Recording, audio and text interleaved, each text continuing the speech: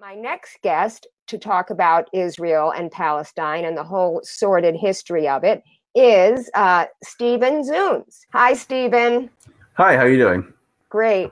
I want to read your bio before we start talking. Dr. Stephen Zunes is a professor of politics and international studies at the University of San Francisco, where he serves as coordinator of the program in Middle East Studies. Recognized as one of the country's leading scholars of U.S. Middle East policy and of strategic nonviolent action, Professor Zunes serves as a senior policy analyst for Foreign Policy in Focus project of the Institute for Policy Studies, and an associate editor of Peace Review, and a contributing editor of Tikkun. As someone who is Jewish, has spent my life, I would say, being indoctrinated by the party line. And it really has only been in the last 10 years that I've come to learn the alternative side of the story of Israel and Palestine. And this is what I want to discuss with you tonight. I would like to go back to the beginning of Zionism and Theodor Herzl and dispel some of the myths that we have about the situation over there. First of all, the myth that that Zionism is a religious thing, because Herzl was an atheist, if I am correct. Tell us about Theodor Herzl and what Zionism was when it started out. Well, basically, this was the age of nationalism in Europe in the late 19th century. And Herzl and the other early Zionists had this perspective that other peoples had their nation states, and so should the Jews. And, there are various locations for this possible state considered, ranging from Uganda to Paraguay, and but they settled on Palestine, which was then under Ottoman rule.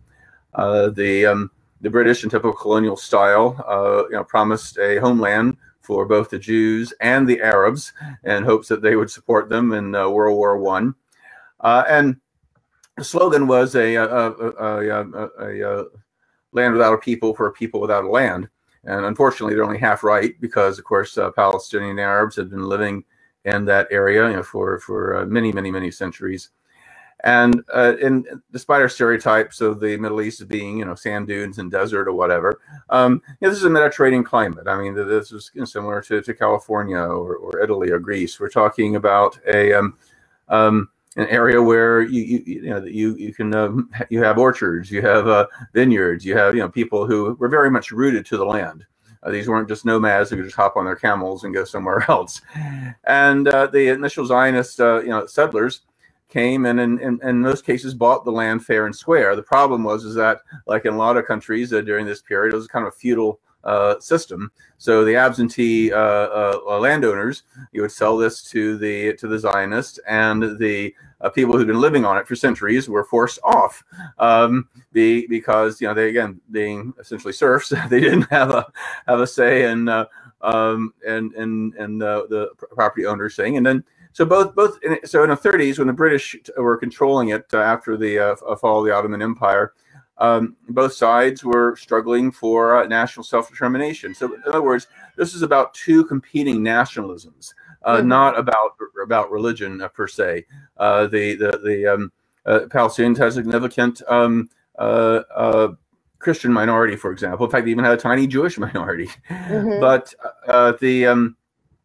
unfortunately, the Zionists, though many of them had very progressive values, the kibbutz movement and other socialist initiatives and that kind of thing, were pretty exclusionist and did carry certain racist assumptions about that they were these enlightened people in this kind of primitive backward area. I mean, in certain ways, it parallels our own story here. On the one hand, the founders of our nation, had very progressive ideas for the time, and inspired by the Enlightenment and our Declaration of Independence and our Constitution were most progressive in the world, while at the same time we were ethnically cleansing and engaging in genocidal wars against the indigenous population. This was a similar contradiction with Israel, that Zionism did have some very positive progressive elements to it, but it was done so on the backs of the Palestinian people. And while Jews were very much divided about Zionism initially. Many Jews, wanted to stay in their own countries and take advantage of Jewish values, to work for justice, as Jews had for many centuries, being disproportionately in the forefront of many movements for justice. The Holocaust seemed to vindicate the Zionists, the more nationalistic, and when the United Nations partitioned Palestine in 1947, giving the Zionist Jews about 54% of the land, and the Palestinians about 42%, with the area around Greater Jerusalem as an international zone.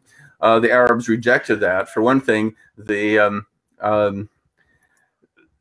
Jews only controlled about 6% of the land, or less than a third of the population, but so they're getting huge areas that were predominantly Arab, but also they didn't like the idea of this Jewish state in the middle of the Arab world, not because they hated Jews per se, but again, this is largely a European movement. To them, it was a colonial settler movement. It was like the French in Algeria, or the British in Rhodesia, and so the fact that the Zionists had hitched their wagon, if you will, the French and the British imperialists, that it just sort of, to the Arabs, it seemed like this was just an imperialist project, and so there was a war, and the Israelis ended up taking over not just 54% that was granted to them, but 78% of Palestine, and in the process engaged in ethnic cleansing and other acts, which ended up causing most of the Palestinian population within that 78% to flee into refugee camps in neighboring countries. But I did want to talk about these myths that it was a land without a people, because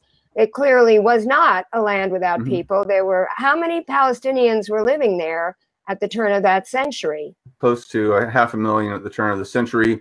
And it was close to 750,000 at the time, or closer to 1 million actually at the time of the founding of Israel. In the process, there was this, again, vast dislocation of the population. So you were mentioning to me that about 300,000 left voluntarily. See, one of the things that we Jews are told was that they left to plan this great attack, on Israel and on the Jews, and when in fact they were driven from their homes. This idea they left on their own free will is ridiculous.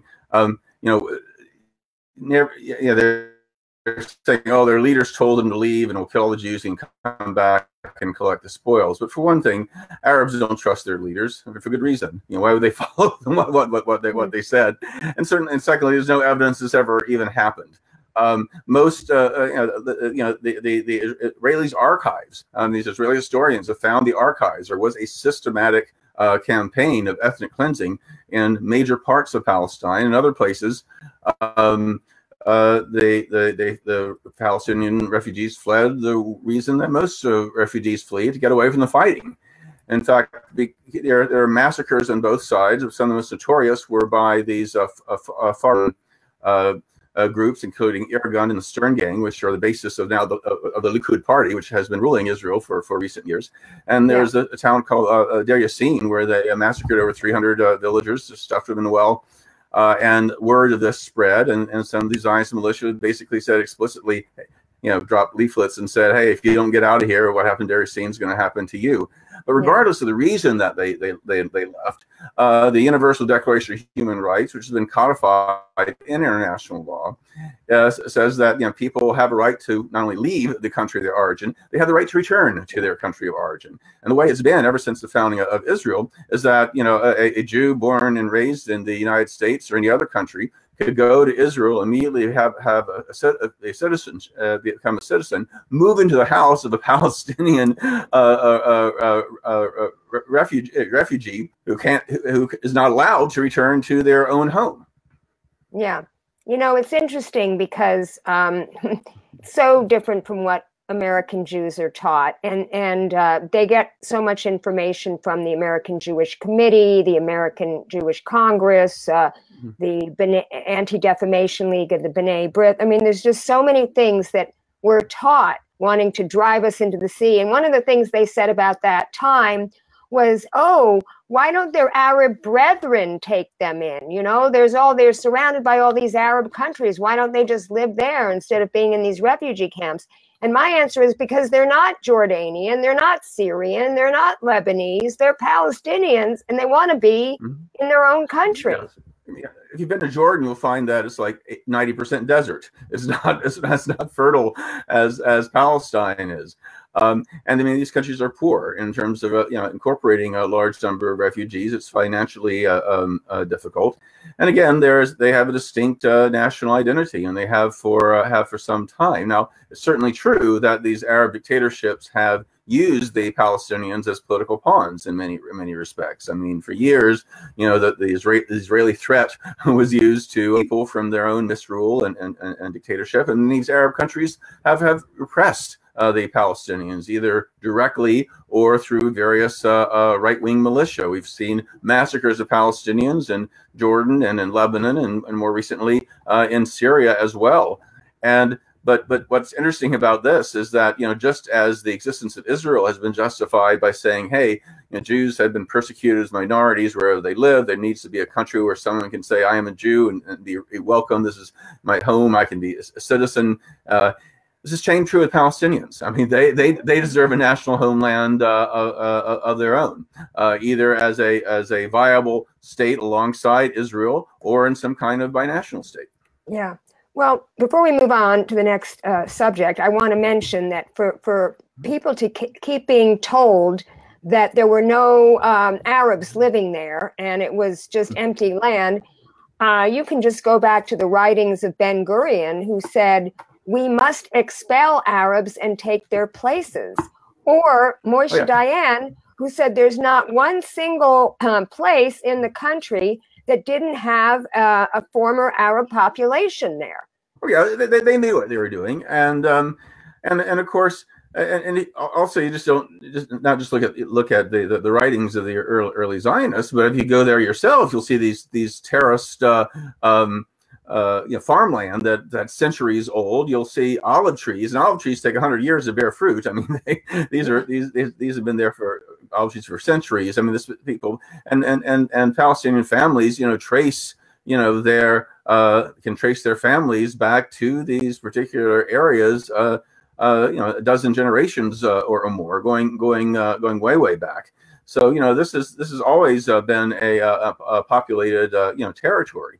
And so, this is, and again, just because there was some terrible injustice done in the founding of Israel doesn't mean Israel doesn't have a right to exist any more than what we've done to our indigenous people. Don't mean the United States doesn't have a right to exist, et cetera, et cetera. However, it's just wrong to pretend that the Nakba, what the Palestinians call a catastrophe, the ethnic cleansing, that kind of thing, never happened, because it clearly did, and this is part of the historic record. And again, people have been living there for many centuries, and they have a special tie and love for that land, as most agrarian populations do.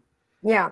So I did some reading and watched some documentaries to prepare for this interview, and one of the good ones was Occupation 101, which is a film. And then I just watched Abby Martin's documentary, and she said something that I didn't know about, which is, okay, after they got rid of all the Palestinians, they needed to bring in Jews to fill their country. So she talked about, and maybe you can speak to this, Zionists actually planted bombs in a library and in synagogues in Iraq to foment more anti-Semitism than there actually even was, to try to get people to move to Israel.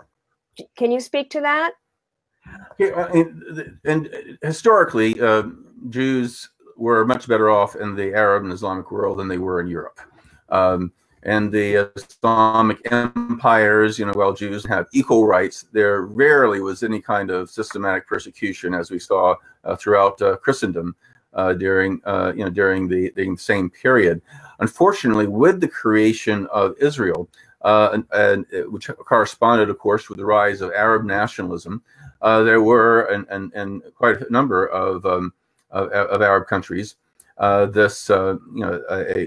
Jews suddenly got to be seen as fifth columnists, as potentially disloyal, and so there was some very real officially sanctioned anti-Semitism and oppression against Jews, which are taking place on a level far worse than there had been earlier. Now, it's also true that there were Israeli agents who want to encourage this and exacerbate this. There's a wonderful film I'd recommend, because They Promised Us the Sea, where there's a lot of pressure on Moroccan Jews to come to Israel, promising, oh, this beautiful place, by the Mediterranean. Ends up they're sent to these towns in the middle of the Negev desert, and the Sephardic and Mizrahi Jews, from the Middle East and North Africa, who are darker skinned, who are more conservative, who are that were not as well educated, did face discrimination by the Jews of European ancestry, and that to some degree continues to this day. So I think it's important both to recognize that there was real anti-Semitism going on in these Arab countries, but there was also, as you mentioned, a number of other extreme actions taken by the Israeli government to encourage this exodus and to bring more Jews from the Middle East and North Africa into Israel. Okay, so they got a lot of land, more so than they were even supposed to get in 1948. Then they got even more in the Six-Day War in 1967. But prior to that, I wanted to talk about Israel aiding the effort to depose Nasser, who was a nationalist. It was 1956 war over the Suez Canal, when Nasser nationalized that important waterway, that was controlled by the British and French. And the British and French helped recruit Israel to take part in that war, to invade Egypt, to give the British and French an excuse to intervene and retake the canal. And this is just an example of what the United States has actually done subsequently quite a bit, is to basically use Israel. Imperialist powers will use Israel to do their dirty work. In fact, it's many parallels to the way Jews were used as moneylenders and tax collectors during the Middle Ages, so people would, kind of divide and rule by the real ruling class and make people think it was the Jews who were responsible for everything and that kind of stuff. And similarly, imperialist powers have used Israel to advance their interests, as they did as in the Suez crisis. This is very analogous to what was going on with the U.S. RCIA at the same time when we overthrew Mossadegh, because Mossadegh nationalized Iran's oil company. Exactly. And when we overthrew Arbenz in Guatemala, because he was trying to take, United Fruit, basically owned the whole and then, Allende in Chile. So this and this is one of the real tragedies which goes on to this day, that as a historically oppressed people, you would think that Jews and the Arabs would be natural allies. They've both been mistreated by Europeans, but instead, the Israeli leadership for years has basically allied with these Western imperialist powers, which in many ways reinforces the worst elements, both by of the hardline elements within the Zionist movement, but also kind of feeds the narrative by many Arabs that, oh, these people don't belong here, they're outsiders, they're just imperialists, et cetera, et cetera. Okay, so now getting up to 1967 and the Six-Day War, Israel intended to sink this ship in order to goad the U.S. into invading Egypt. And that started the Six-Day War. And it was a myth that Israel was being pushed into the sea. And Commander Peled even said, genocide hanging over us was a bluff. The Arab governments did, in fact, threaten to push Israel into the sea and wipe it out, etc. But the fact was that despite its small size, Israel always had vastly superior armed forces, and so there was not an immediate existential threat to Israel, despite the nasty and threatening rhetoric which we were from Arab governments. What happened? I think you're referring to the case of the Liberty, an American spy ship that was monitoring the war. It was bombed, attacked apparently deliberately by Israel, though the U.S. ended up covering it up, ironically. But that was during the Six-Day War. It had already Oh. started. Israel launched a preemptive strike against Egypt. And given that Egypt had closed off the Gulf of Aqaba and been issuing these kinds of threats, by some interpretation, such a preemptive war might have been justified, but only as a very temporary kind of measure until the Arab states agreed to the idea of stopping these threats against Israel, which all the Arab states have at this point, including the PLO. But Israel, instead of returning the land, has continued to occupy key pieces of it, and has been colonizing it with these settlers, and that's the reason really we don't have peace at this point. Can you talk about how much more territory they gained after the Six-Day War? Well, it's quite extensive. You count the Sinai Peninsula, which is largely a desert area. I mean, the country like quadrupled in size, but the Sinai Peninsula was returned to Egypt as part of the Camp David peace agreement in 1978. It was the summer of '76. It was the summer after my freshman year in college, and I went. It wasn't a birthright tour, but I went on a tour, and I almost climbed Mount Masada at 3 a.m., but then I decided I didn't do 3 a.m. very well, and they gave us a taste of the spam that we were going to be eating. It was literally canned spam, and so my friend and I left the trip. And anyway, it was a fun trip, and that was when the Sinai still belonged to Israel. And we also went up to the Golan Heights and spent some time in a moshav, which is like a kibbutz, but not completely, because people got to own their own houses. Right. Let's move up to the first Intifada, which means the shaking off, when Defense Minister Yitzhak Rabin implemented the breaking the bones strategy. What happened in the late 1980s was that this is very similar to what happened in South Africa a few years earlier, where the black South Africans, realized the armed wing of the ANC, was not going to win. It wasn't getting anywhere. The diplomatic track wasn't getting anywhere.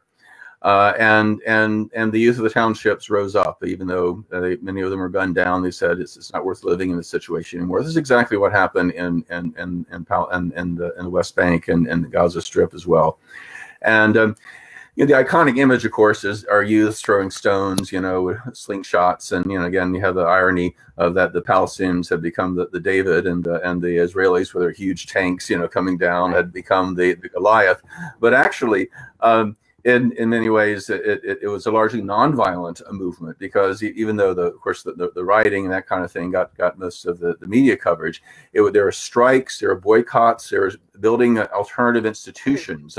Women took leadership, and when the Israelis would cut off various supplies, things like that, there are medical committees, and people started growing their own food again. Women started selling their own clothes again, because the Israelis had tried to incorporate the whole West Bank and Gaza Strip into the Israeli economy. And it was exciting too, because in many ways it was also a social revolution, because they weren't just challenging the Israeli occupation, feudalistic pro-Jordanian patriarchal elite in Palestinian society as well. So it was a very, very exciting and heady times. But a combination of Israeli repression and factionalism made it difficult to sustain. But it did force the Israelis to finally, after years of refusing to negotiate with the Palestinians, negotiate with the PLO, Palestine Liberation Organization, which is the Palestinians' de facto government exile. Despite a history of terrorism and extremism, Arafat and the others had realized that wasn't working, and that they needed to make peace and accept just a Palestinian state on the West Bank and Gaza, only 22% of Palestine, but 1/5 of a loaf was better than none, I guess. And they ended up supporting, agreeing to at Oslo, and the meetings facilitated by the Norwegian government. The interesting thing was the U.S. that was trying to facilitate the peace talks refused to allow the PLO to take part. And so the Israelis had to do an end run and to meet the PLO in a third country, because it's one of many cases I've documented where the U.S. has actually taken a harder line towards the Palestinians than the Israelis have. But in any case, they came up with this agreement where the PLO could return from exile and they could control most of the Gaza Strip and a number of key Palestinian cities. But the Israelis, unfortunately, kept on building settlements in the other parts of the West Bank. Their idea seemed to be, well, you Palestinians can control most of the people. Most of the Palestinian people will be under your jurisdiction, but we're going to essentially control most of the land around it. And that was really it was a trap, basically, that led to this in many ways the intractable situation we had today. It led to the rise of Hamas, for example, which is an extremist Islamist group that had very little support initially in the early days when people were excited about the peace process, but they were able to say, hey, look, the PLO gave up the armed struggle. They were promised we'd have a viable state alongside Israel instead of having more of our land taken away from. The economic situation is getting worse. Arafat and his cronies are corrupt as hell. We will be the leadership. And so people started to support Hamas, not because they're a bunch of crazy Islamist terrorists or anything like that. Most Palestinians are fairly moderate, but because that was the only real alternative to what they saw as the misrule by Arafat and the Fatah people, and the fact that it was making things worse instead of better for them. Now, what year was this, the Oslo Peace Accords? That was 1993. Okay, so over time, how did that relate to the Camp David agreement? Yeah, that was with Egypt back in 1978 under President Carter. Now, there was another meeting at Camp David that Clinton organized in the summer of 2000, and basically, unlike Carter, who pushed the Israelis to give back all the land they seized from Egypt. Clinton basically took the Israeli position that while the Palestinians could have large swaths of the West Bank and most of Gaza, that Israel could basically control not the movement of Palestinians, not just in Israel, which of course is their right, but to the neighboring Arab countries and between the Palestinian segments. And even though they said, oh, we'll give you a capital in East Jerusalem, they're actually only going to give them Abu Dis, which is this little village kind of on the outskirts of Jerusalem. The 300,000 Palestinians who live in East Jerusalem, the old city, etc. That would be annexed under Israel. So it was not the great generous offer, that Israel and the United States claimed it was, but it was progress. And talks continued well into the fall, and Clinton came out with another plan in December, which was much, much closer. And they actually came very close to an agreement in Taba, Egypt in January 2001. But the Israeli Prime Minister Barak backed out at the last minute because he was about to have an election. He was afraid if he gave away too much, he might lose. He ended up losing anyway. And with a new right-wing government in form of Sharon in Israel and Bush, the United States, things kind of fell apart from there. So they did come very close to peace, but not at Camp David under Clinton's auspices, but in Taba when the two sides were actually meeting on their own. It was not the Palestinians that bailed. It was in fact the Israelis. Clinton was the one who was pushing. Oh, they offered them everything, and both parties in Congress passed resolutions saying, oh, they offered them everything, etc. And so it just kind of fed the Israeli rights narrative. Oh, there's no use to talking with these people. Now, again, it's not to say that Arafat did everything right. I mean, he was pretty inept in his as a negotiator. A lot of his people. He was also rather corrupt. I mean, he ripped off a lot of money, from been given by the Europeans and others. So again, I don't want to say that the Palestinians are blameless in all this, but when you have, but generally when you're talking about a negotiation between an occupier and occupied power, it's the occupier that's supposed to give the most. I mean, it's not like, East Timor has to compromise in order to get freedom from Indonesia, or when Iraq invaded Kuwait, it's, Kuwait has to compromise in order to get freedom from, from Iraq. I mean, this right of self-determination is a fundamental right of international law, and foreign belligerent occupations, unless they're very temporary for, security emergencies or whatever, are illegal. Okay, so when was the second Intifada? Because I wrote that happened around 2000 also. Yeah, that was starting in September of 2000, not long after the initial breakdown of the it was really a breakdown. We continued the talks, but after the unsuccessful meetings in at Camp David that June, it started the provocative action by the then opposition leader Ariel Sharon on an Islamic holy site in occupied East Jerusalem. A riot, broke out. The Israelis responded with lethal force, and things, spiraled out of control. Unlike the first Intifada, which was largely nonviolent, this included, raging gun battles, included horrific terrorism, suicide bombings, et cetera, from the Palestinian side. Of course, the Israelis, as they often have, responded with disproportionate force against civilian areas. And another outgrowth of all that was the growth in Hamas, the hardline Islamist group, when President Bush tried to get the Hamas actually got a plurality of the vote in a parliamentary election because people were so disgusted with Arafat and his misrule and the lack of the peace process going forward. And when they had this coalition government, the U.S. wanted to undermine it and pushed Fatah, the leading secular Palestinian group, to stage a coup. Hamas found out about it. There was a counter coup attempt. There was a few days of fighting, and when the smoke cleared, the Fatah and the PLO, under the rule of the Palestinian Authority, had control of the Palestinian-administered areas in the West Bank urban areas, and Hamas had seized control of the Gaza Strip. Right. Now, in 2005, wasn't there an election there in Gaza that Bush encouraged? Yeah. The U.S. encouraged to have more democratic elections, and again, that's the one that Hamas ended up winning. They only got a plurality of the vote, but they got a majority of the seats, largely because a lot of the moderates were running against each other, and that surprised a lot of people. And again, more because the Hamas, the Hamas people lived in modest homes. They tended to provide all these really good social services the people needed, whereas Arafat had this palatial mansion, and there seemed there's a lot of corruption, that kind of thing. But it wasn't a vote for terrorism, it wasn't a vote for extremism. It was more out of the frustration that the peace process hadn't gone further.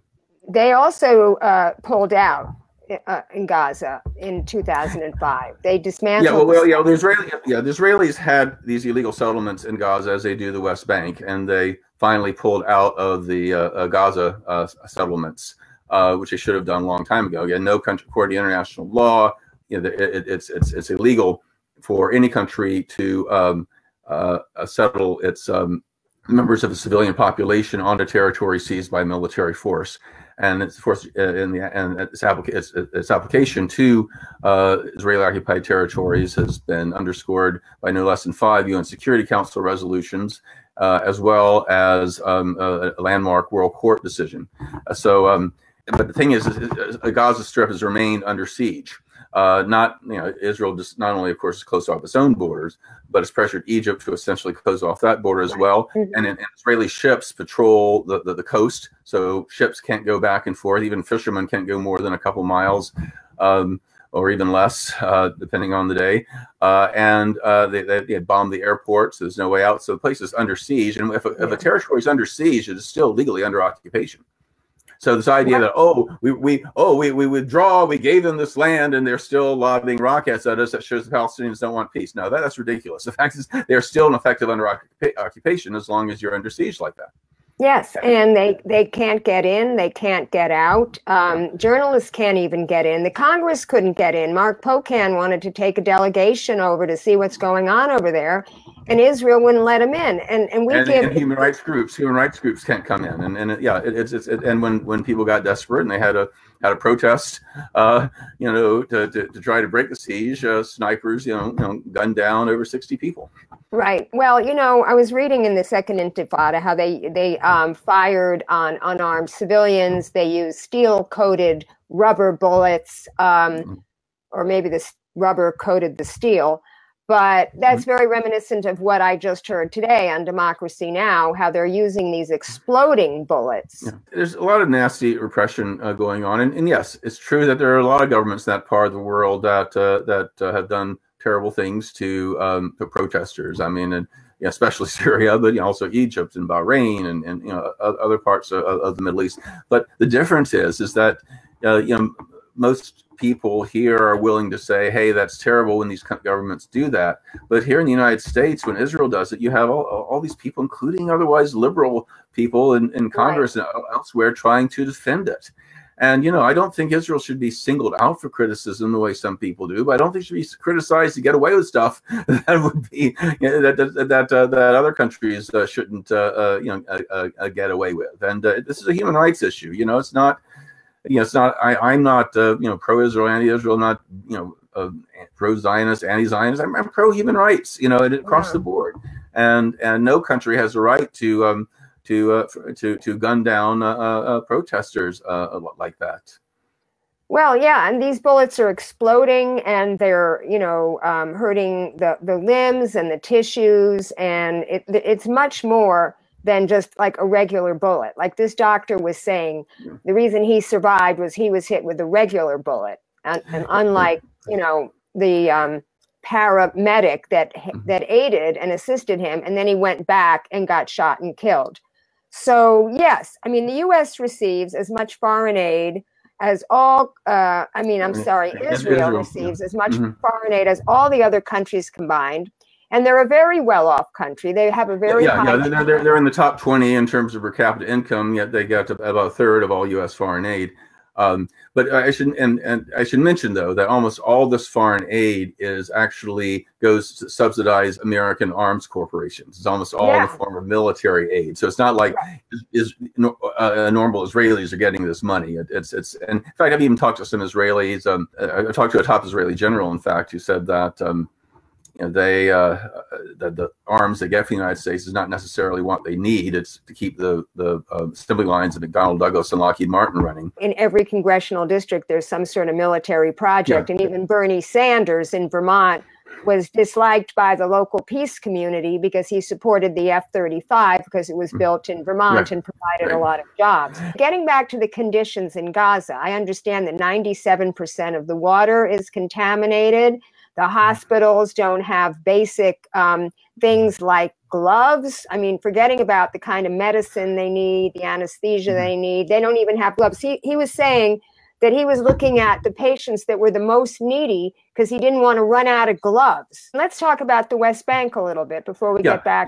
Basically, Israel has been building these settlements that have virtually surrounded all the Palestinian population centers, and which is making a contiguous Palestinian state impossible. Right. I mean, the way it is now, and to get from one place to another, if a Palestinian going from one Palestinian town to another has to go through a series of checkpoints. So if you're having a medical emergency, you want to get to a hospital, you could be delayed and until it's too late. If a farmer wants to get stuff to market, it can rot.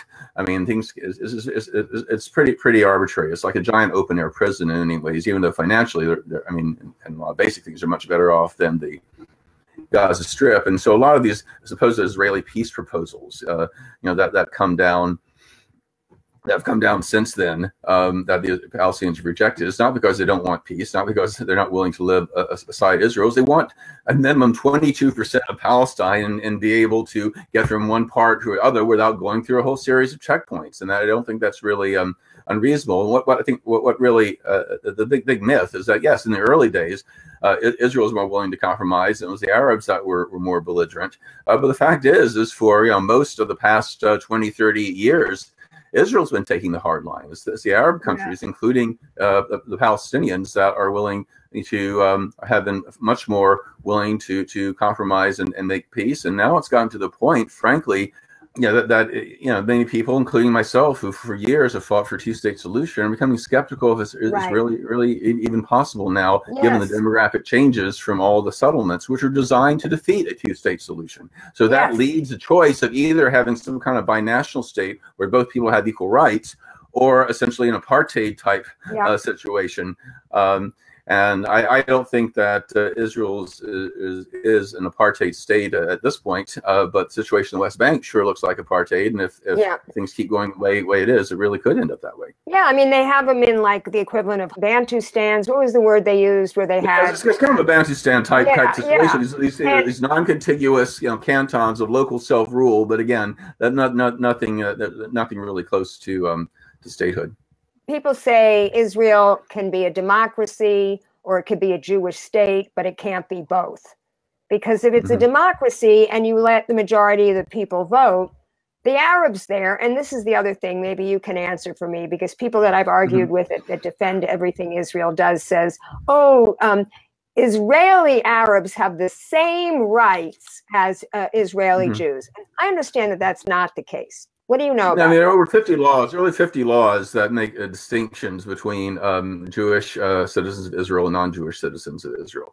Now, non-Jewish citizens of Israel do have certainly more rights than their brethren in the West Bank do.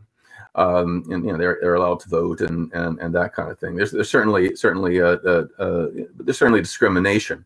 But the main problem, of course, is the people who are under occupation, and there needs to be a way where the rights of both Israeli Jews and Palestinians or Arabs, because Israeli security and Palestinian rights are not mutually exclusive.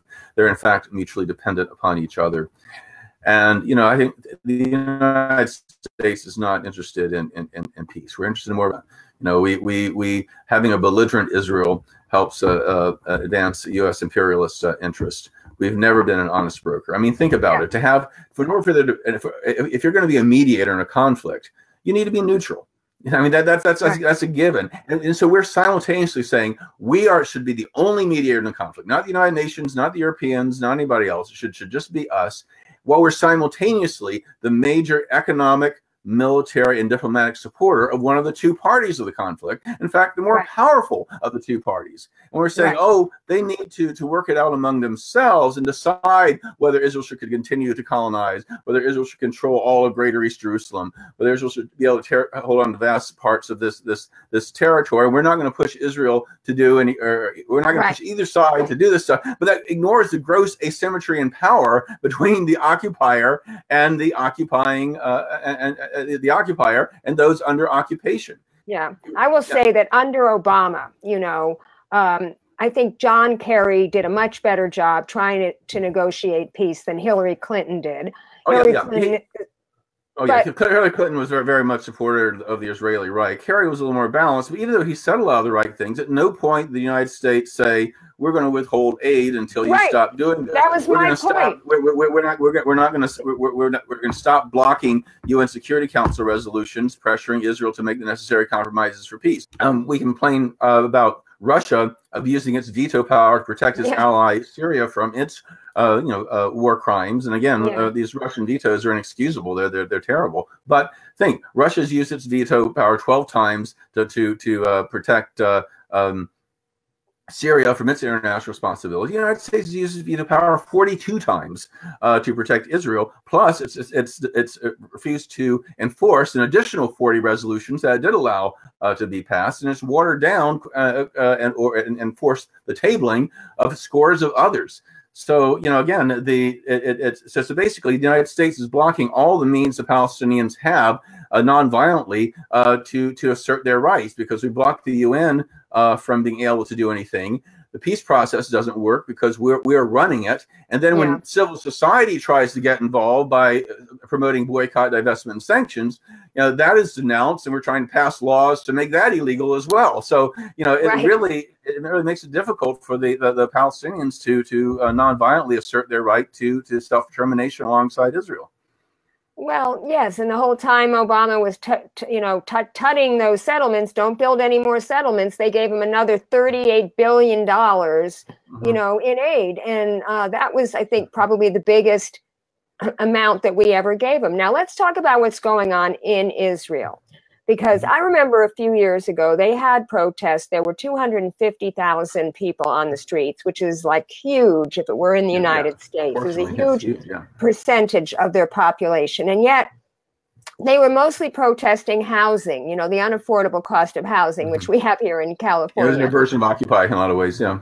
Yeah, but they conspicuously were not protesting the way Israel was treating the Palestinians. What's your take on that? Yeah, I mean, again, it was more of an economic kind of thing, and I've noticed even in this country that often the campaigns for economic justice talk about unfair taxation and corporate power, but we don't talk about our vast military budget and the connections between U.S. imperialism and global reach and our economic problems at home. So in many ways, that is not that different than the failure, I think, for many economic justice people in this country to address U.S.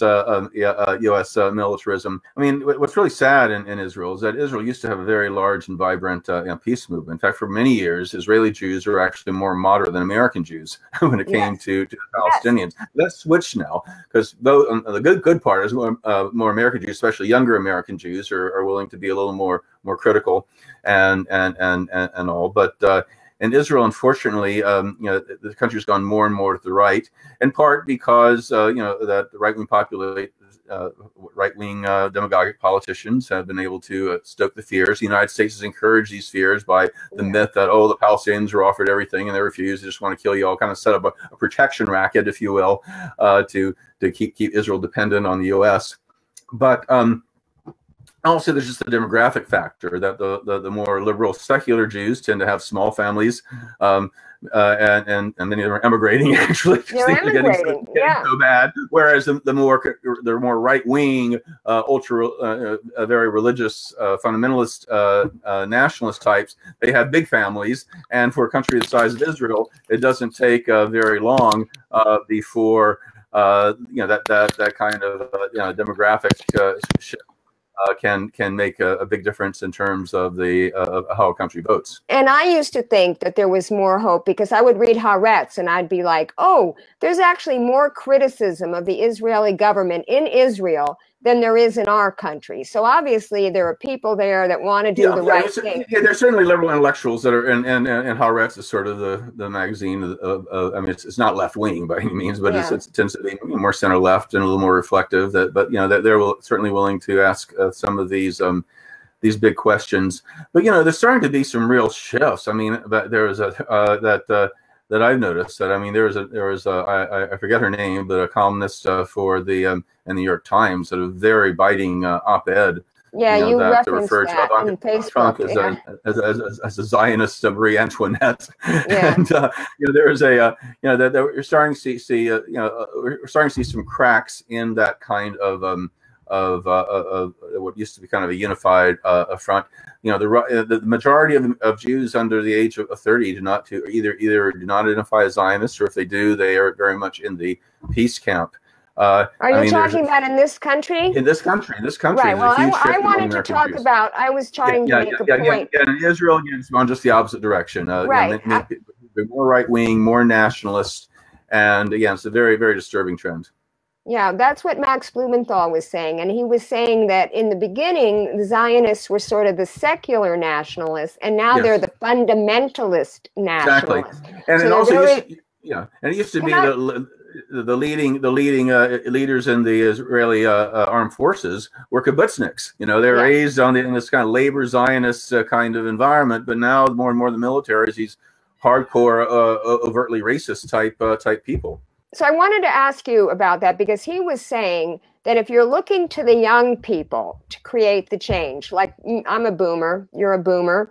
We were thinking that when our generation died off, we'd have all these young people that were doing all these exchanges with the Palestinians. And there was some community that a friend of mine supported, this idealistic thing where Palestinians and Jews were taught together. They lived in this community inside Israel. Yeah. But now Max Blumenthal. Yes, that's it. He was. There's a lot of really good unity kind of stuff going on, the exchanges and that kind of stuff for a long time. But the problem was a lot of Palestinians got to the point is, okay, this is great. It's good we hear each other's stories and learn about, you know, I mean, that's all well and good. But we don't want to pretend this is normalcy. We've got to stop the occupation. And until we stop the occupation, let's not pretend everybody is buddy-buddy. Yes, it's fine. we're happy to do joint projects and unity this and unity that, and that's great. But as long as there's this occupation, if we keep doing that, it's almost a way of making some Israelis, some Jews feel good that, oh, aren't we nice and liberal because we have these, some of my best friends are Arabs or whatever, and not look at the reality of the occupation and the repression. Israel, like any country, has a left, right, and center, but the things have moved right in large part because Israel can get away with stuff, and they get away with the stuff because the United States gives them a blank check. Because if you don't have to pay for your consequences, you're gonna keep doing that. The other thing that I wanted to explain to people is why the evangelical Christian movement is so in support of Israel, and that's because in the Bible it says when the apocalypse comes, everybody will return to the state of Israel, and all the Jews will die, and everybody will be Christians. But in our country, we don't care, because anybody that's going to ally with that right-wing point of view, we want them as allies. So we have very strange bedfellows here. Basically, the right wing, the more messianic, millennialist kind of evangelicals do believe that that ingathering of Jews is necessary for the second coming of Christ, even though they themselves are pretty anti-Semitic, and they want Jews for Act 1, not Act 2, because they'll all die in this scenario, go to hell. Trump and just as Trump has manipulated these right-wing evangelical Protestants to support his agenda, Netanyahu has done the same with some of the hardline Orthodox Jews, and there are certainly many people many Jews, including Israeli Jews, that do embrace the more prophetic traditions of Judaism, of social justice and peace, and a lot of the mainline Protestant churches and the Catholic Church, and not to mention, of course, the Quakers and some of the more progressive churches have taken a position in support of Israeli Palestinian peace. But I think it's important to recognize that if you're an older liberal who still sees Israel in this kind of idealistic version of Paul Newman and Exodus and the plucky kibbutzniks and all this it's great progressive secular society, that's unfortunately there's not much left of that anymore. Israel has become a pretty hardcore right-wing nationalist kind of government. That's all the more important that the global civil society unite to try to get some of what remains of a progressive-minded Israelis, of progressive Jews from around the world, along with the moderate Palestinians, to try to build a movement that can ensure there can be a peace and justice for both peoples. But the key is, given that the United States is as the enabler, we really need to do things that really push Israel to make a difference. Right. People say, "Oh, we can't criticize Israel because Israel's our friend or whatever." But I say, people, what you do if your friend is drunk at the bar and has car keys and they're stumbling out towards the car? Friend says, "No, I'm not going to let you help hurt yourself or hurt other people." When I tell that to my Israeli friends, they say that's a good analogy to a point, but remember, the United States is the bartender. We're the enabler. We're pouring this stuff. We're making all this possible. So I think, it's easy to criticize Israel for the terrible things it's doing. I think what we really need to do is go after our government and change our government's policies, because we're the ones that are making it possible. Thank you so much. All right. Thank you very much, Stephen. Everything. Take care. All right. So, I was trying to make the point about the change is going to have to come from the U.S. This is what Max Blumenthal was saying. If we expect it to come from young people in Israel, it's not going to come from young people in Israel. And so the good thing about what's happening in the U.S. right now is there's a new movement, and I featured one of the leaders on my show about 3 weeks ago. His name is Ilan Glickman, and he's with If Not Now.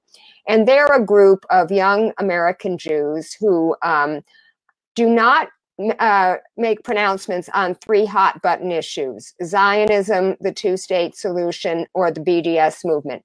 They are simply organized around being opposed to the violence Israel is perpetrating in Gaza and in the occupied territories. So they are using a lot of the tactics of the Occupy movement. In fact, this is how I became aware of them. I saw that they were protesting Dianne Feinstein's office. They were actually blockading her office, and several of them got arrested because they wanted her to come out against the violence in Gaza. And later that afternoon, she did make a tweet. She condemned the violence, but she didn't specify the violence of Israel, which is clearly disproportionate. And it reminded me of Trump after Charlottesville saying there was violence on both sides. So clearly there's disproportionate violence. More people have been killed just in the last few weeks since they've been doing this Great Return March. Like we said, 100 people have been killed and 12,000 have been injured. Also on that particular show, I had Hind Kadari, who is a young independent journalist from Gaza. She said on my show that if I had asked her a month ago, she would have said Gaza is collapsing. But today, that day on my show, she said Gaza has collapsed.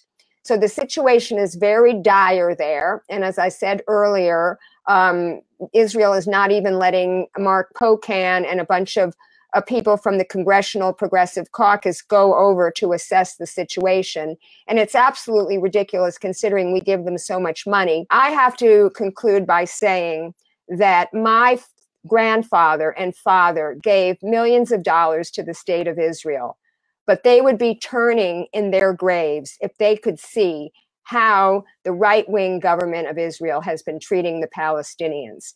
I have gone to several meetings to testify against these ridiculous resolutions to condemn Hamas for lobbing ineffectual rockets into Israel, where they have the Iron Dome that can intercept them in the air, where they have warnings where people can go underground. They have these extensive underground bunkers. So, you know, when we talk about what Hamas does, when you are repressed and oppressed, you have the right to resist. You have the right to fight back. This is no different from what the Jews did in the Warsaw Ghetto during the Holocaust. And I'm not going to go as far as to say that Israel is the same as the Nazis and Netanyahu is the same as Hitler. I am not going to say that, but I'm going to condemn in no uncertain terms what this government of Israel is doing. And whenever there's an action like this, I go and I stand on the side of the street with the Palestinians, because these are not my Jewish values. And I don't understand what's happened to American Jewry, where they feel that everything, you know, that to be a good Jew means you have to accept everything that Israel does, whether right or wrong. Those are not my Jewish values. My Jewish values are compassion and understanding and tolerance and concern for the underdog. And right now, the Palestinians are the underdog. And that is the group that we need to be supporting, and especially American Jews, because this should not be done in our name.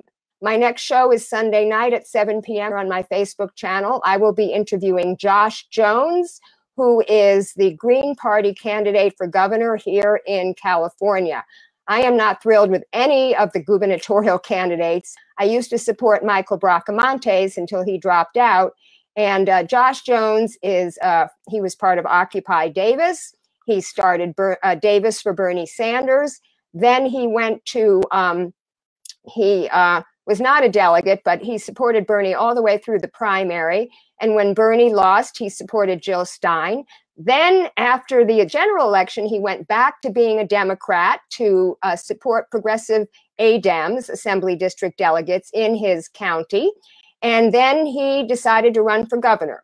So I'm going to be giving Josh a platform on my show Sunday night. But in the meantime, please share this show. I think this was a really good show. So if you don't subscribe to my YouTube channel, it's Lauren from LA. And please, when you subscribe, click the little bell. And that means that you will be notified by email when I upload a new show. So thank you very much for watching, and keep fighting.